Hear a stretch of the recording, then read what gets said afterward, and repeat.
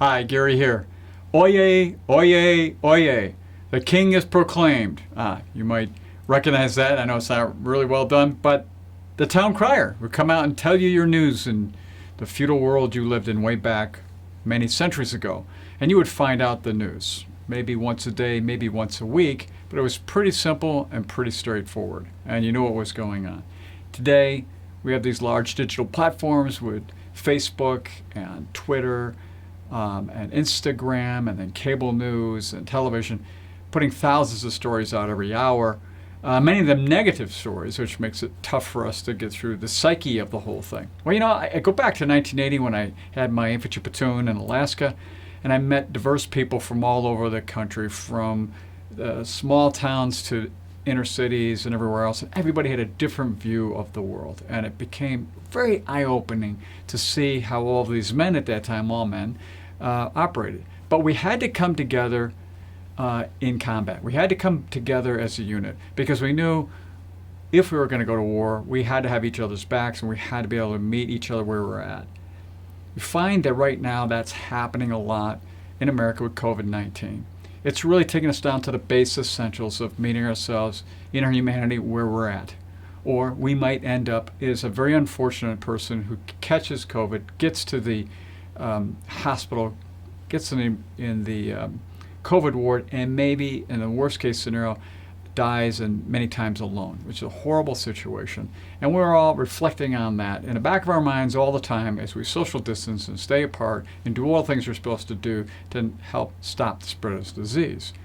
Well, how is it, as one of the important questions we always ask, how is this affecting the economy and the markets and the finances and everything else? Well, back in the Great Depression, the Fed Reserve Board and the governors did a poor job with that. Obviously ended up with what we know historically has happened. The Great Recession, Ben Bernanke and the board at that time did a great job of getting us through, making it a Great Recession, not another depression. And now Jerome Powell and the board have done a masterful job of pumping $4 trillion into the economy to try to keep it going through this horrible environment we're in.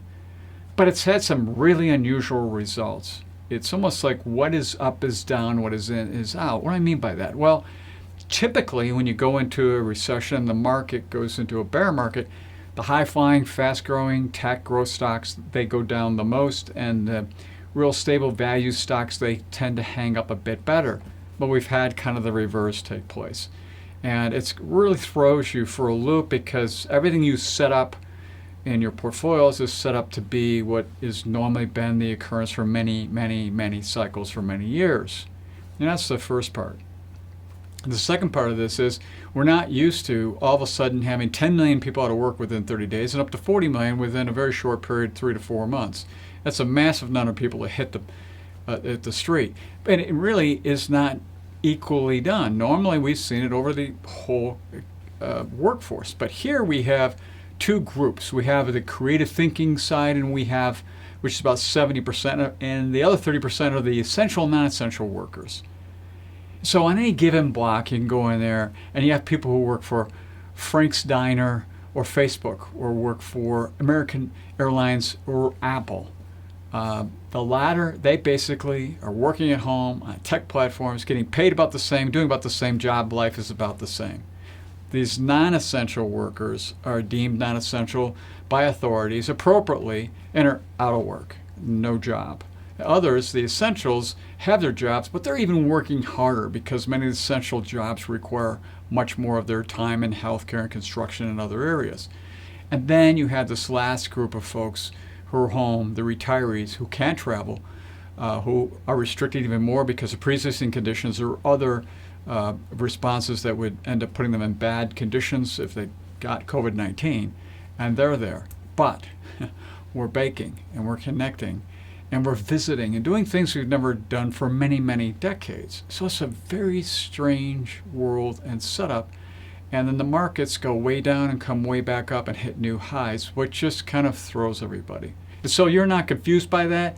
Recognize that the stock is basically the present value of all the future cash flows brought to a price today. And so the word on the street and what we believe to be true is as we get a vaccine, hopefully, that we go back to what was the case in January 2020, back to a thriving economy. Therefore, the stock should do well. Therefore, the market's doing well.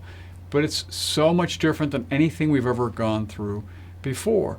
And all of this taken together basically gives us a much different setup. So what do? Well, you can escape, you can ignore, you can resist, or you can shift or pivot or be innovative or be creative in the process of doing this. You can look shooting for real good slow progress or try to go for perfection.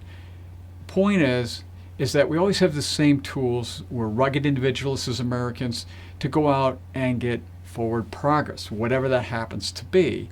We're dealing with in a very unusual environment where we're becoming more connected to people very locally in our little social bubbles, but becoming more disconnected in other areas in community and jobs and entertainment and other arenas. And in the meantime, the markets and the financial worlds are changing much different than we used to, albeit for, generally speaking, the good. We still don't know how it's all going to end up. So it kind of takes me back sometimes to when I was a plebe, lowly plebe at West Point, and one of the first class cadets said, "New Cadet Claiborne, you have a bad attitude." And I remember feeling embarrassed and realizing I had to suck it up to get through because of what I was going through. In a way, a lot of us are getting somewhat of a bad attitude in many ways, trying to deal with this in other areas, and we somewhat have to suck it up and try to reassess and move ourselves in a direction that makes sense for us and for our families. Hopefully survive through all the economic morass, keep our jobs, move forward, and maybe start traveling again until we can get there. So it's just a matter of taking a deep breath, persevering, meeting people where they're at, and then knowing that all good things just take time. So until next time, enjoy.